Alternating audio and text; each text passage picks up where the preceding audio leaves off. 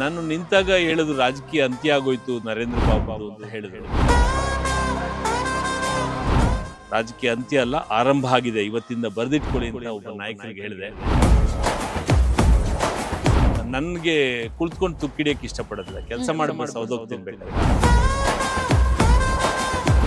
ಆದ್ರೆ ಇತ್ತೀಚಿನ ದಿನಗಳಲ್ಲಿ ನೇಲ ನರೇಂದ್ರ ಬಾಬು ಅವರು ಕಾಣಿಸ್ತಾ ಇಲ್ಲ. ಆದ್ರೆ ನಾನು ಸೋತಿರ್ಬೋದು, ಅದು ಸತ್ತಿಲ್ಲ. ನಿಮ್ಮ ಪ್ರಕಾರ ರಾಜಕೀಯ ಹಣದ ಮೇಲೆ ಇವತ್ತು ಎಣೀತಕ್ಕಂಥದ್ದು, ಜಾತಿ ಮೇಲೆ ಎಳೀತಕ್ಕಂಥದ್ದು, ಇವೆಲ್ಲ ಹೋಗ್ಬೇಕು. ಸರ್, ನಿಮ್ಮ ಒಂದು ಸುದೀರ್ಘ ರಾಜಕೀಯ ಪಯಣದಲ್ಲಿ ನೀವು ಎದುರಿಸಿದಂತ ಸವಾಲು? ಅಮ್ಮ, ನಾನು ನಾಯಕ ಅಂತ ಹೇಳ್ಕೊಳ್ಳೋದಕ್ಕೆ ಇಷ್ಟಪಡೋದಿಲ್ಲ.